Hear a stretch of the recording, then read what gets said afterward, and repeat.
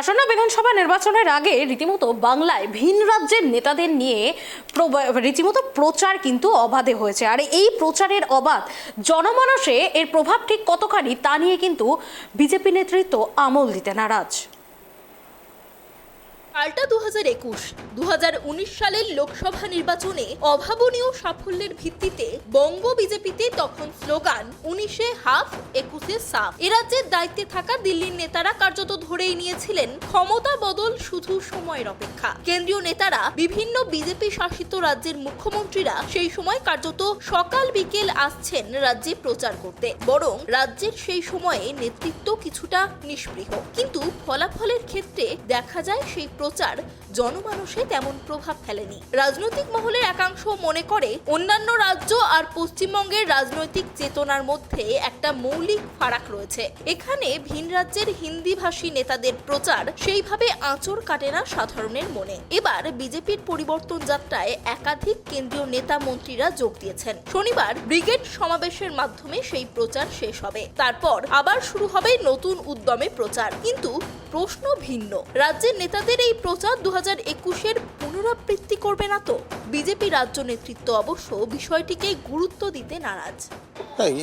এটা কোনো বিষয় নয়। ক্যান্ডিডেট কি দিল্লির থেকে এসে হয়েছিল না অন্য রাজ্যের থেকে হয়েছিল? এগুলো সব ভুল বার্তা।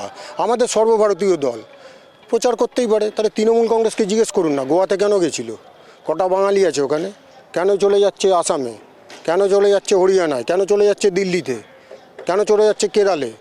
এগুলো সব ভাউতাবাজি, এগুলো সব একটা ন্যারেটিভ তৈরি করার চেষ্টা। আমাদের সর্বভারতীয় দল, তারা আমাদের সাথে সহযোগিতা করতে আসে, সাহায্য করতে আসে। রাস্তায় তো সব আমাদের এখানকার লোকই থাকে। মুখ্যমন্ত্রী বাংলারই হবে, ওনাদের মতো ওই বাইরে থেকে ভাড়া করে এমপি এমএলএ করতে হবে না। বাংলার বাঙালিরাই হবে, থাকবে এখানে, নিশ্চিন্তে থাকুন। ওই ফেক ন্যারেটিভের গল্প বাংলার মানুষ এখন বুঝে গেছে।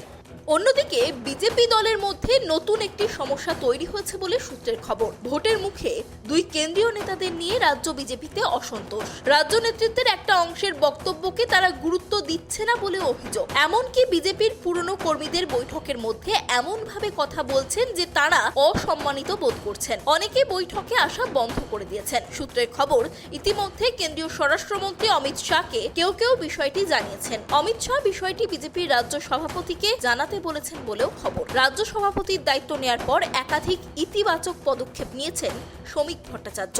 দিলীপ ঘোষ সহ বহু নেতাকে ফের দলের মূল স্রোতে ফিরিয়ে এনেছেন। রাহুল সিনহার মতো পুরনো দীর্ঘদিনের বিজেপি নেতাকে রাজ্যসভায় মনোনয়ন দিয়েছেন।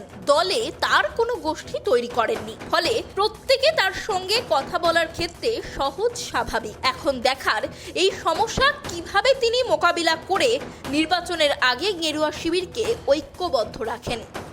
ক্যামেরায় সূর্য শঙ্কর অধিকারীর সঙ্গে ত্রয়ন চক্রবর্তীর রিপোর্ট, কেটিভি বাংলা।